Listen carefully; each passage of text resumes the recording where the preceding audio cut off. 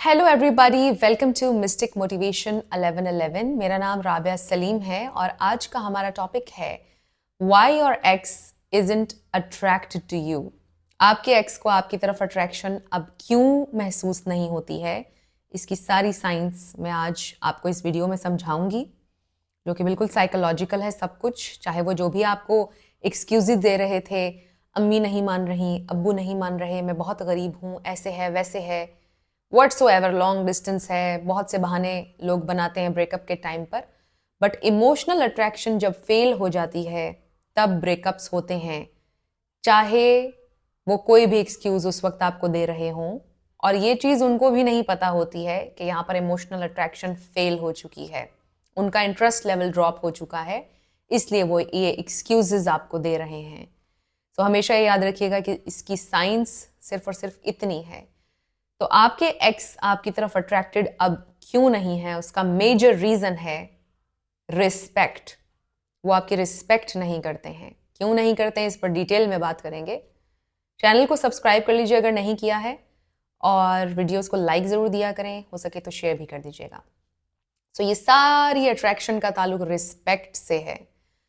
Physically चाहे आप किसी से कितने ही अट्रैक्टेड क्यों ना हो जाएं, उसकी तरफ अट्रैक्ट क्यों ना हो जाएं, बट इमोशनल अट्रैक्शन इंसान को किसी इंसान के साथ बांध कर रखती है।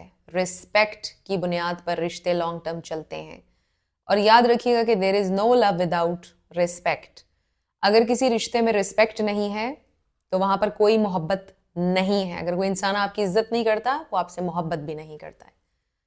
सो क्यों नहीं करते आपके एक्स आपकी रिस्पेक्ट? क्यों नहीं है उन्हें आपकी तरफ अट्रैक्शन? बिकॉज अट्रैक्शन फेल हो चुकी है और उसके बहुत सारे रीजंस होते हैं। सबसे पहली चीज़ तो ये होती है कि जब आप उनको डिसरिस्पेक्ट करने देते हैं अपने आप को कॉन्स्टेंटली, हम लोगों को टीच करते हैं कि हमें उन्होंने किस तरह से ट्रीट करना है। जितनी ज़्यादा डिसरिस्पेक्ट आप बर्दाश्त करते हैं, आपके एक्स लर्न करते जाते हैं। और सिर्फ आपके एक्स नहीं, और लोग भी जितने भी आपके इर्द गिर्द हैं, जितना आप बर्दाश्त करते जाते हैं, लोग सीखते जाते हैं कि अच्छा इतना बर्दाश्त कर लेगा, अच्छा इतना और कर लेते हैं, इतना और कर लेते हैं। अगर आपने बर्दाश्त कर लिया, एक दफ़ा उन्होंने आपको गाली दी, आपने बर्दाश्त कर लिया, आपने कहा चलो कोई बात नहीं, इससे मिस्टेक हो गई, I just love this person so much, मुझे इसको खोना नहीं है, चलो कोई बात नहीं, उसने गाली दे दी। This is wrong. Why are you so scared? आपको हील करना होगा अपने ट्रॉमास को। क्यों आप इतने एंक्शसली अटैच हैं उनके साथ? जब आपने उनकी अब्यूज़ को बर्दाश्त किया, उनके ब्रेन को मैसेज चला गया कि अच्छा वो आगे भी आपको अब्यूज़ कर सकते हैं। फिर अगली दफ़ा वो और ज़्यादा करते हैं और फिर करते चले जाते हैं, जिसका मतलब ये है कि उन्हें आपसे मोहब्बत नहीं है। आपकी तरफ अट्रैक्शन उनकी ख़त्म होती जाती है, बिकॉज वो ये नोटिस करते हैं कि आप इतनी डिसरिस्पेक्ट बर्दाश्त कर रहे हैं। क्या आप इतने गए गुजरे हैं कि आप किसी भी कीमत पर उनके साथ रहना पसंद कर रहे हैं? आप उनको खोना नहीं चाहते हैं? क्या आपको कोई नहीं मिलता है? आप क्यों बर्दाश्त कर रहे हैं उनकी अब्यूज़? साइकोलॉजी इस तरह से वर्क करती है। इसके अलावा अगर आपका एंक्शस अटैचमेंट स्टाइल है, एंक्शसली अटैच्ड हैं आप, 100,000 कॉल्स कर देते हैं, 50 टेक्स्ट मैसेजेस कर देते हैं, ये भी एक रीज़न है कि आपके लिए उनकी रिस्पेक्ट कम होती जाती है। अगर आप बहुत ज़्यादा चेज़ करते हैं, बहुत ज़्यादा बैग करते हैं। बैगिंग और चेजिंग करने वाले इंसान को कोई भी पसंद नहीं करता, चाहे वो इंसान कितना ही खूबसूरत क्यों ना हो, कितना ही अमीर क्यों ना हो।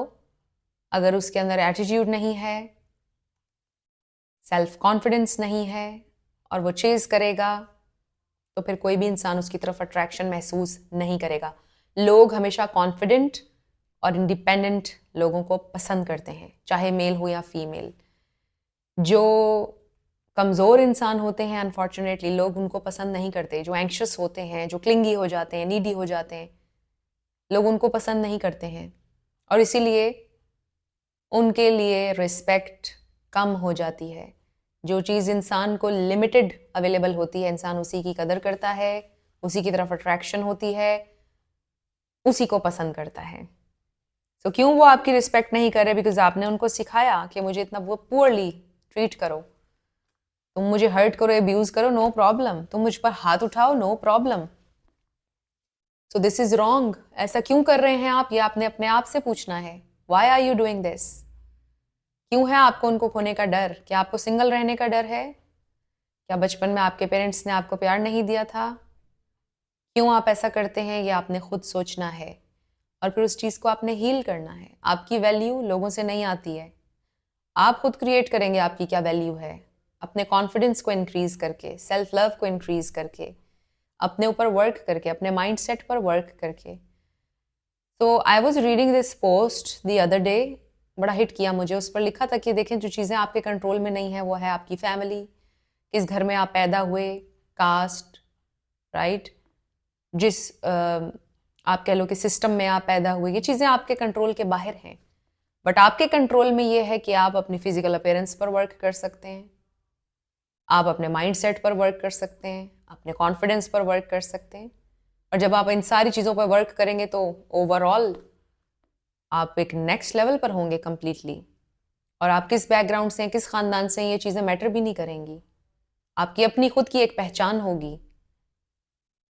और जब आपका ऑरा इतना स्ट्रांग होगा, जब आपकी पर्सनैलिटी इतनी स्ट्रांग होगी और आप इतने कॉन्फिडेंट होंगे, तो आपकी पर्सनैलिटी आपके लिए बोलेगी। आपको, आपसे कोई ये नहीं पूछेगा हाँ भी तुम्हारा बैकग्राउंड क्या है। So are you getting my point? मैं क्या पॉइंट यहाँ पर बता रही हूँ आपको।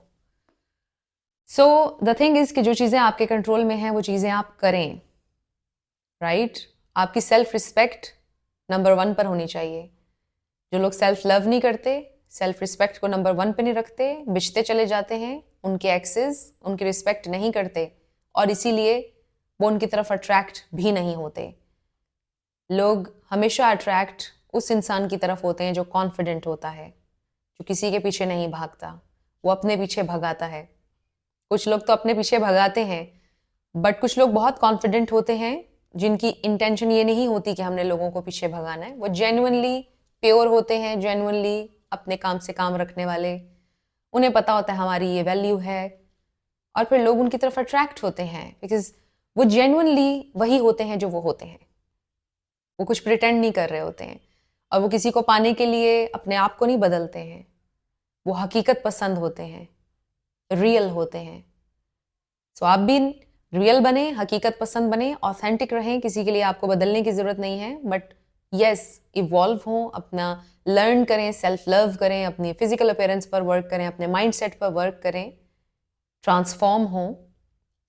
तो ये तो ज़िंदगी पूरी की पूरी ही नाम ही सीखने का है। So life is not a destination, life is not a destination, it's a journey जिसमें आप सीखते रहेंगे। सो रिस्पेक्ट जब नहीं होती है तब अट्रैक्शन ख़त्म हो जाती है। अट्रैक्शन तब बढ़ती है जहाँ रिस्पेक्ट होती है, और रिस्पेक्ट तब बढ़ती है जब आप अपनी रिस्पेक्ट करते हैं और ऑथेंटिक रहते हैं और चेजिंग नहीं करते हैं। सो इसलिए आपके एक्स अब आपसे अट्रैक्ट नहीं हो रहे हैं। अट्रैक्ट होंगे तब जब आप सेल्फ लव कर रहे होंगे, नो कॉन्टैक्ट में रहेंगे, ब्रेक नहीं करेंगे, एक हाई वैल्यू इंसान बनेंगे। सो आई रियली होप कि ये वीडियो आपके लिए हेल्पफुल था। अगर रहा तो मुझे आपने कमेंट सेक्शन में बताना है। मैं मिलूंगी आपसे नेक्स्ट वीडियो में। Love you lots, bye bye.